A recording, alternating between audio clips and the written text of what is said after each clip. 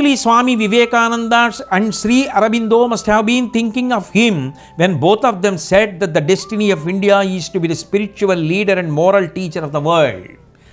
బహుశः అరబిందో కానీ స్వామి వివేకానంద కానీ భారతదేశానికి అంతటికీ కూడా ఆధ్యాత్మికమైన బోధకుడి స్థాయిలో భారతదేశం కూర్చుంది అని చెప్పినప్పుడు శంకర భగవత్పాదుని దృష్టిలో పెట్టుకునే ఈ మాట అని ఉంటారు. అంటే వారి జగద్గురుత్వాన్ని దృష్టిలో పెట్టుకుని ఈ మాట అని ఉండి ఉంటారు. It is unthinkable how the human spirit can merely by means of meditation and introspection come to the right conclusion about the ultimate reality, which hundreds of years of scientific research would ultimately lead to. మనం నిజంగా ఆలోచన చేస్తే ఒక అద్భుతం మనకి కనపడుతుంది. కొన్ని వందల సంవత్సరాల పాటు శాస్త్రవేత్తలు పరిశోధన చేసి చేసి చేసి తెలుసుకున్నటువంటి పరమసత్యమైనది ఏది ఉన్నదో దానిని తన జ్ఞానము చేత తెలుసుకున్న ఒక మహాపురుషుడు ఎంత గొప్పగా చెప్పగలిగాడు. ఆదిశంకరుల సిద్ధాంతం గురించి చెప్తున్నారు, అద్వైతం గురించి.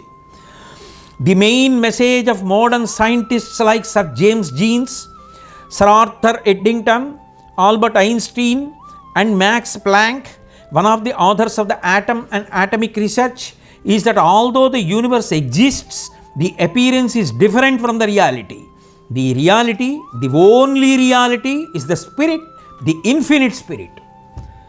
ప్రపంచ ప్రఖ్యాతమైనటువంటి శాస్త్రవేత్తలు వీళ్ళందరూ శంకరాచార్యుల వారి గురించి మాట్లాడారు. మాకు ఆశ్చర్యంగా ఉంది, మేము ఇంత పరిశోధన చేసి తెలుసుకున్నది ఆయన అప్పుడు ఎలా చెప్పగలిగారు అద్వైతం అన్న సిద్ధాంతంతో. అదే సత్యం అని శాస్త్రవేత్తలు కూడా మాట్లాడారు. వాళ్ళ గురించి చెప్తున్నారు పాల్కీవాలా. వాళ్ళు వ్రాసిన పుస్తకాల గురించి చూస్తే ఆశ్చర్యపోతాం మనం, శంకరుల సిద్ధాంతాన్ని వాళ్ళు ఎంత గొప్పగా మాట్లాడారు.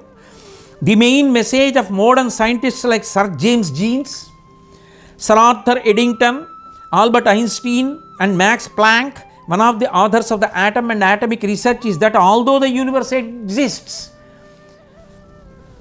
బోలెడన్ని వస్తువులతో జీవులతో అనేకమైనటువంటి విశేషాలతో జగత్తు కనపడుతున్నప్పటికీ జగత్తు సత్యము కాదు. జీవుడని ప్రతివాడిలో ఉన్నట్టుగా కనపడుతున్నది సత్యము కాదు. ఉన్నది ఒక్కటే ఒక్క సత్యమున్నది, ఆ సత్యమే బ్రహ్మము. It is the universal reality.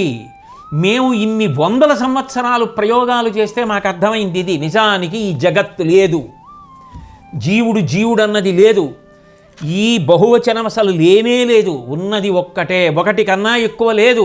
అద్వైతం రెండు లేవు, రెండు కన్నా ఎక్కువ అసలు లేవు, ఉన్నది ఒక్కటే. ఇది మాకు అర్థమైందని ప్రఖ్యాత శాస్త్రవేత్తలు చెప్తున్నారు.